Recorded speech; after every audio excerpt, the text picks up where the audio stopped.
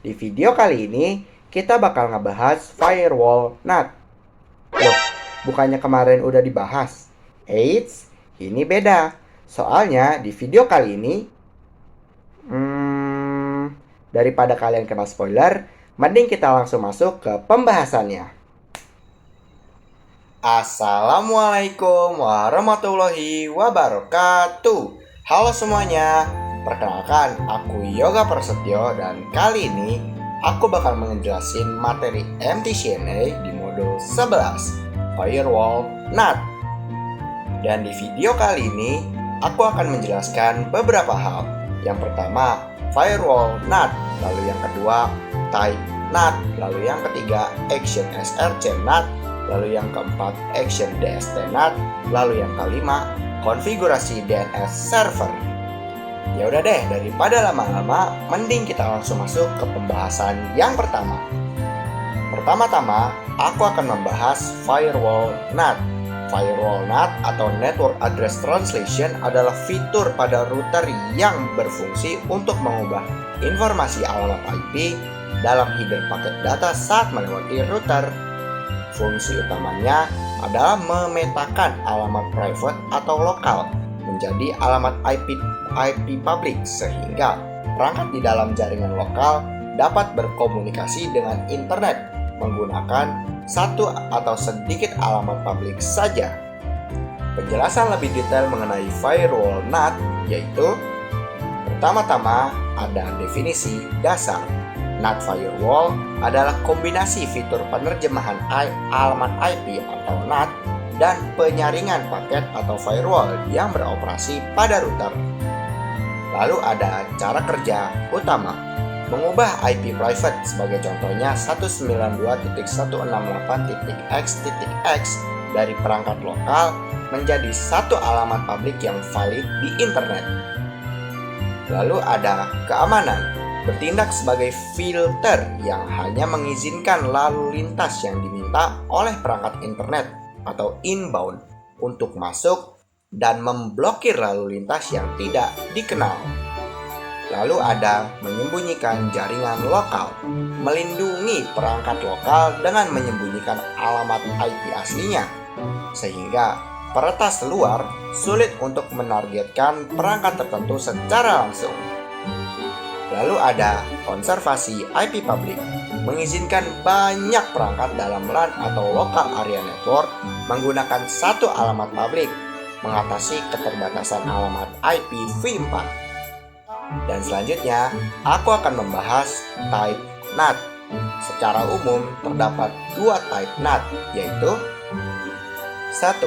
Source NAT atau SRC NAT adalah salah satu tipe NAT yang paling umum digunakan dalam jaringan komputer. Fokus utamanya adalah mengubah alamat IP asal atau source address dari sebuah paket data saat paket tersebut meninggalkan router melalui interface publik atau WAN.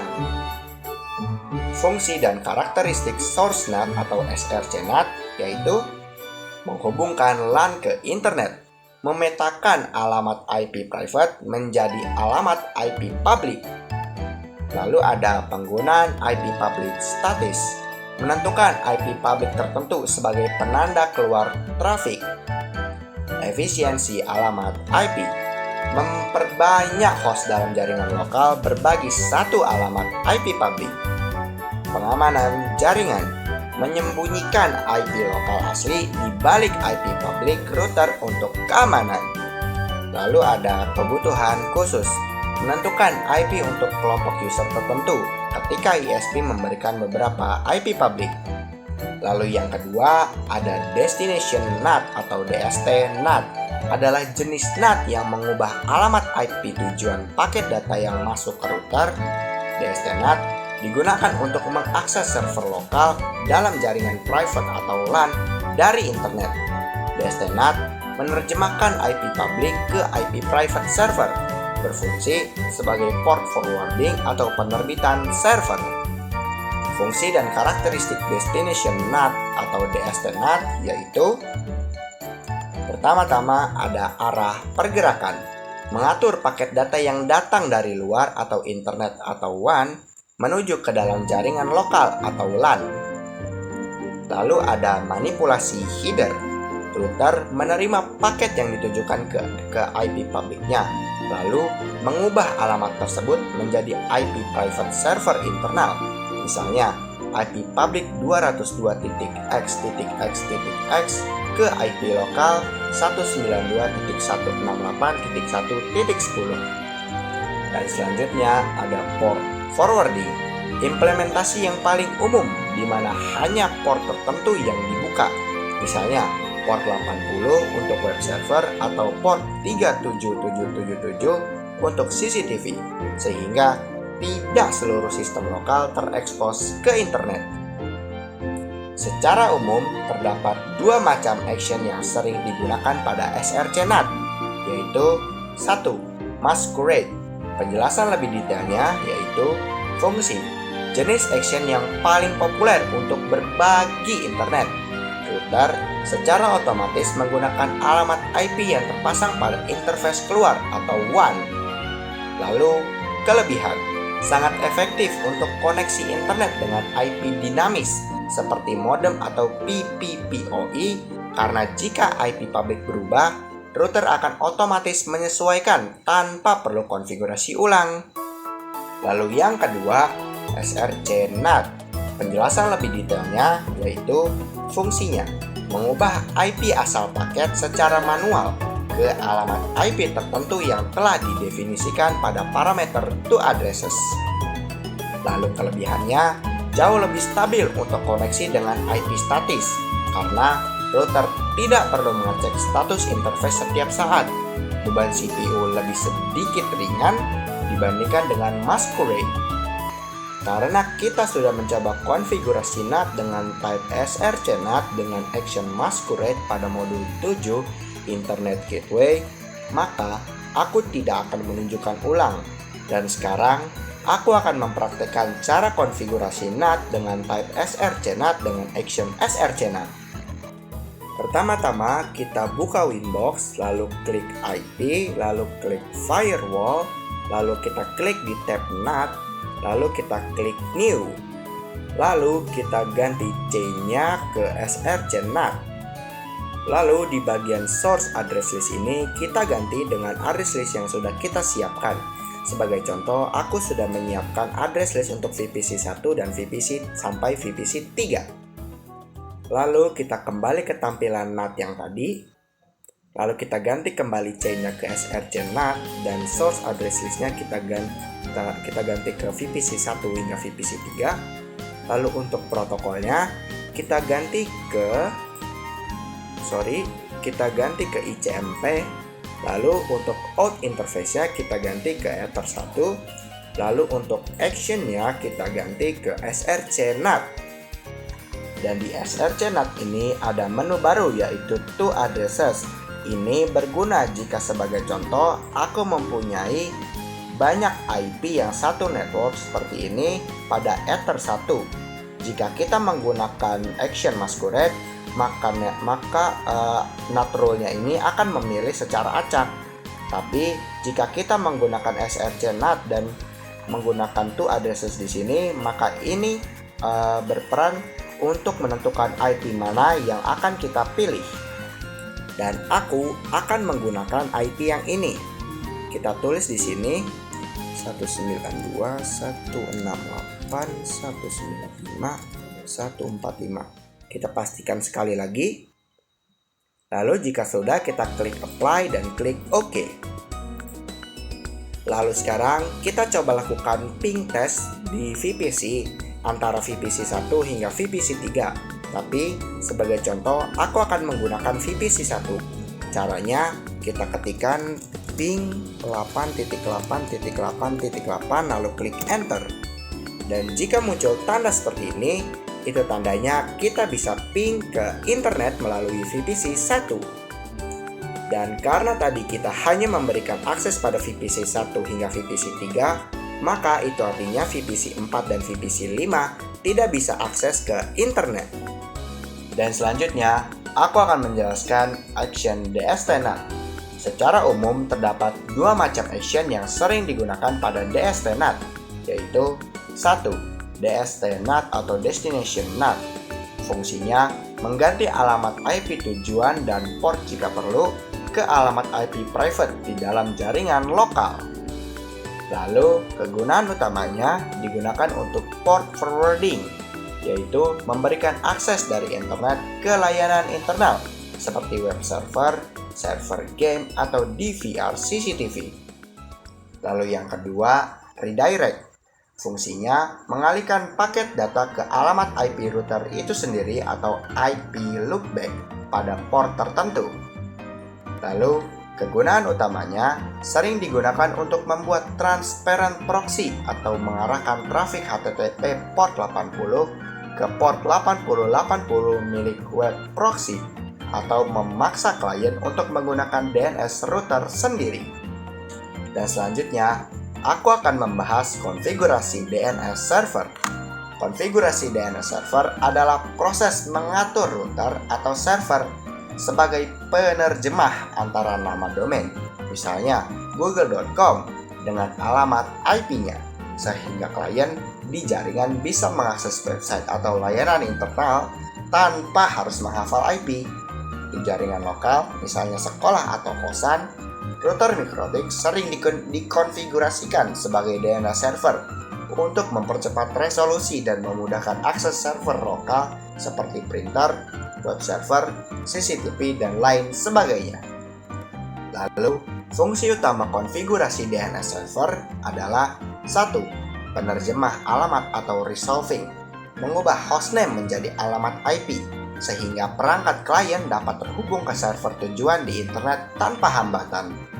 Lalu yang kedua, DNS caching, menyimpan hasil pencarian domain sebelumnya di dalam memori router. Jika ada perangkat lain yang menanyakan domain yang sama, router bisa langsung menjawab tanpa perlu bertanya lagi ke server pusat di internet, sehingga akses terasa lebih cepat. Lalu yang ketiga, centralized query atau allow remote request, membuat router menjadi pusat rujukan DNS bagi seluruh perangkat di jaringan lokal atau LAN, sehingga pengelolaan DNS menjadi satu pintu dan lebih mudah dikontrol. Lalu yang keempat, static DNS atau layanan lokal, memungkinkan admin membuat nama domain sendiri untuk server internal.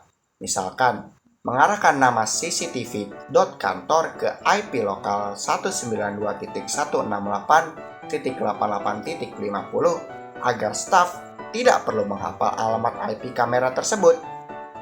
5. Keamanan and filtering dapat dikembangkan untuk memblokir situs berbahaya dengan cara mengarahkan nama domain situs tersebut ke IP kosong atau null root melalui rekaman statis. Dan sekarang, aku akan mempraktekkan cara konfigurasi NAT dengan type DST-NAT dengan action DST-NAT. Pertama-tama kita buka PNetLab dan aku ingin menambahkan node baru yaitu Docker IO. Lalu kita ganti image-nya ke PNetLab Apache 2 ini.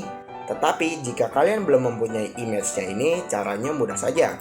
Pertama kita tutup dulu, lalu kita arahkan kursor kita ini ke arah sebelah kiri layar, lalu kita klik Close Lab, lalu kita klik di Devices, lalu tunggu, lalu kita cari yang namanya Docker Apache 2.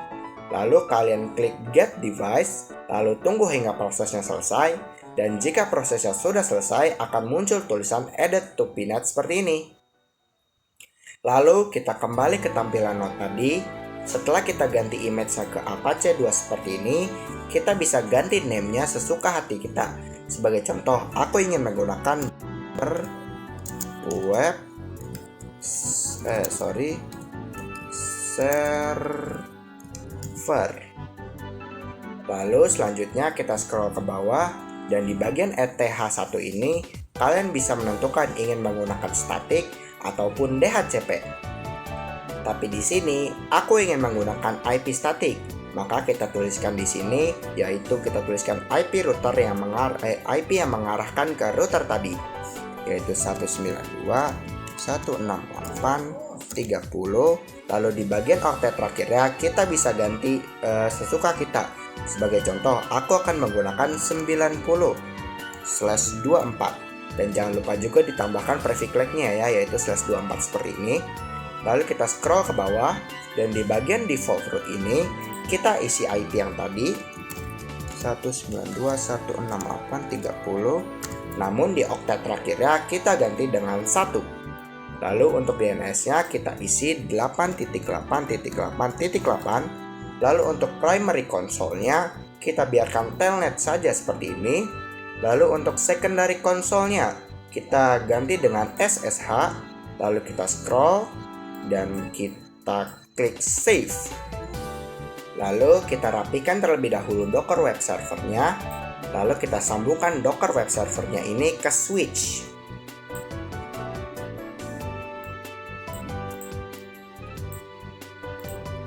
Lalu kita nyalakan Docker web servernya.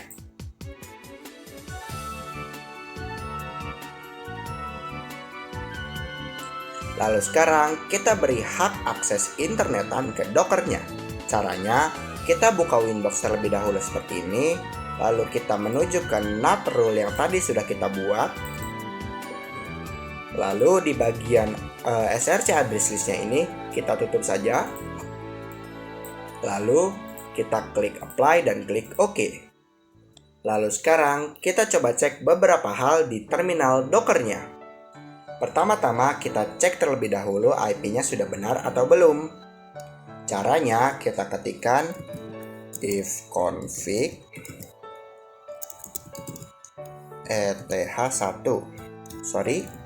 ifconfig spasi eth1 ya. Lalu kita klik enter. Dan bisa dilihat kalau IP-nya di sini sudah benar, yaitu 192.168.30.90. Lalu sekarang kita coba cek apakah Docker ini bisa ping ke internet dengan cara ketikkan ping 8.8.8.8 lalu klik enter. Dan bisa dilihat jika muncul tanda seperti ini, itu tandanya Docker bisa ping ke internet. Lalu sekarang kita buka Winbox, lalu klik IP, lalu klik firewall, dan di tab NAT ini kita klik new. Lalu kita ganti chain-nya ke DST-NAT. Kita ganti ke DST-NAT. Lalu untuk DST address-nya ini kita isi dengan IP routernya, yaitu 192.168.195.145. Lalu untuk protokolnya kita ganti ke TCP. Kita ke TCP sebentar. TCP yang ini TCP. Lalu untuk DST portnya ini kita ganti ke 8181. Oh ya, untuk DST port ini sebenarnya kita bebas untuk menaruh angka berapa saja, tetapi aku ingin menggunakan 8181. Lalu di bagian actionnya ini kita ganti ke DST-NAT. Lalu untuk to address-nya ini kita isi dengan IP Docker, yaitu 192.168.30.90. Lalu untuk to ports-nya kita isi 80. Lalu kita klik apply dan klik OK. Lalu sekarang kita coba cek di Google Chrome dengan cara mengetikkan IP routernya, yaitu 192.168.195.145. Lalu di bagian belakang kita tambahkan titik 2. Lalu kita tambahkan port yang sudah kita tambahkan tadi di DST port, yaitu 8181. Lalu kita klik enter. Dan bisa dilihat ada tulisan web server is running. Itu tandanya kita sudah berhasil. Dan itulah cara konfigurasi NAT dengan type DST-NAT dengan action DST-NAT. Dan sekarang aku akan mempraktekkan cara konfigurasi DNS server. Pertama-tama kita buka Winbox seperti ini, lalu klik IP, lalu kita klik DNS.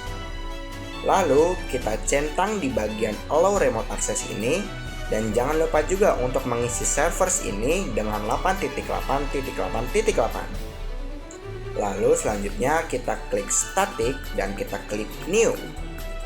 Lalu di bagian name ini kita bebas untuk mengisinya, Sebagai contoh, aku akan menamainya server1.mydomain.com.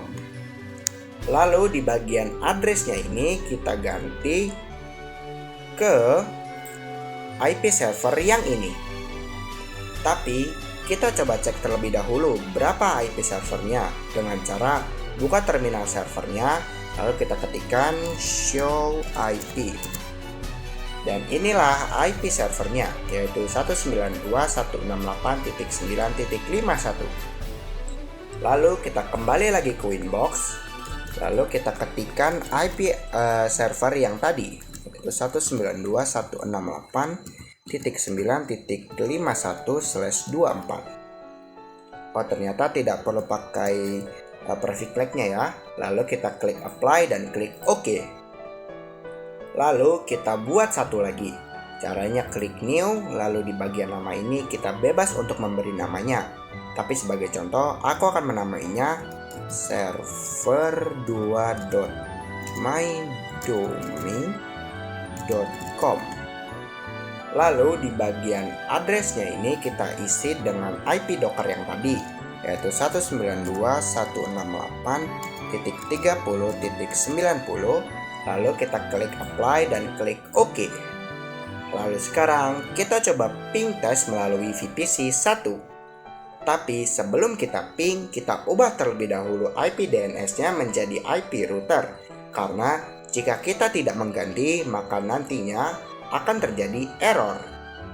Caranya ketikkan IP DNS, lalu kita isi sesuai dengan IP gateway yang ini, yaitu 192.168.30.1, lalu klik enter.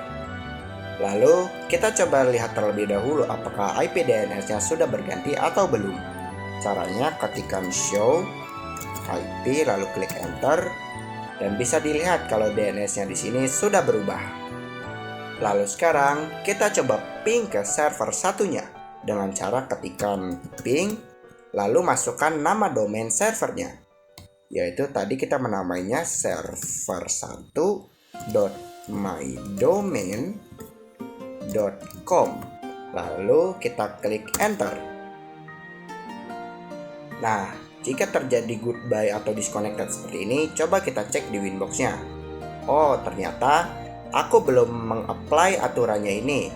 Jangan lupa kita klik apply dan klik OK. Maaf ya teman-teman. Lalu setelah kita apply aturannya tadi, sekarang kita coba kembali apakah kita bisa ping ke server satunya dengan cara ketikkan ping, lalu kita isi dengan nama domainnya. Kita menamainya tadi server1.mydomain.com, lalu klik enter. Dan bisa dilihat jika muncul tanda seperti ini, itu tandanya kita bisa ping ke server yang ke satu. Dan sekarang kita coba ping ke server yang kedua dengan menggunakan cara yang sama, yaitu kita ketikkan ping lalu diisi dengan nama domain server yang kedua. Tadi kita mengisi nama domain server yang kedua yaitu dengan nama server2.mydomain.com, lalu klik enter. Dan jika muncul tanda seperti ini, itu tandanya kita bisa ping juga ke server 2. Dan itulah cara konfigurasi DNS server. Dan sekarang aku akan mempraktikkan cara konfigurasi NAT dengan type dstNAT dengan action redirect. Pertama-tama kita buka Winbox seperti ini, lalu klik IP dan klik firewall. Lalu di tab NAT ini kita klik new. Lalu kita ke tab general. Lalu di chain-nya ini kita ganti ke dstNAT. Lalu di dst address-nya ini kita ganti, maksudnya kita isi ke 8.8.8. Lalu untuk protokolnya ini kita ganti ke UDP. Kita cari terlebih dahulu UDP. Lalu untuk dst port-nya ini kita isi ke 53. Lalu kita ke tab action dan di action ini kita ganti ke redirect. Lalu kita klik apply dan klik OK. Lalu sekarang kita coba tes ping melalui VPC 2. Dan jangan lupa untuk mengganti IP DNS-nya menjadi 8.8.8.8 seperti ini. Lalu sekarang kita coba lakukan ping dengan cara ketikkan ping, lalu diisi dengan nama nama domain servernya, yaitu server1.mydomain.com, lalu klik enter. Dan jika muncul tanda seperti ini, itu tandanya kita bisa ping ke servernya. Lalu sekarang kita coba ping ke server 2 dengan cara yang sama.